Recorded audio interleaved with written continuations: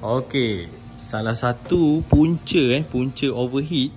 Okey, punca overheat kalau kita duduk dekat tengah panas. Kita duduk dekat tengah panas, temperature akan naik sedikit. Okey. Yang pertama sekali, kita kena engine grounding kena cukup. Okey. Kalau engine grounding tak cukup, bermaksud isu dia takkan trigger 98 akan kipas buka. Okey, itu yang pertama. Pastikan grounding dia cukup. Yang kedua, kena tengok kipas. Kalau kata kipas kong pun dia boleh, kipas tak jalan, dia boleh jadi apa? Dia boleh jadi overheat. Sebab angin dia tak boleh nak pusing, dia tak boleh nak sejukkan. Yang ketiga, kena tengok selepas kita tukar kipas sebelah blade yang jual dekat dalam Shopee tu.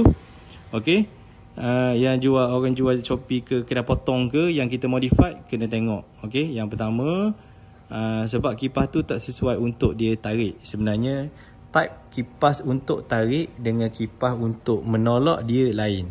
Bila yang menolak, kipas yang menolak kita buat dia tarik, dia angin dia tak tajam. Dia angin dia kita tak rasa dia bertajam. Jadi bila dia pergi pecah kiri kanan, dia tak cukup sejuk. Dia tak ada velocity. Jadi bila tak cukup sejuk untuk velocity, dia takkan masuklah angin dekat fin ni. Nampak tak? Jadi kalau boleh lah kita pakai apa? Kita pakai original cover. Sebab dia nak cukup dia cukup panjang. Dia dekat sini dia cukup panjang. Yang kedua, pakai kipas yang bilah dia besar. Barulah volume dia okey.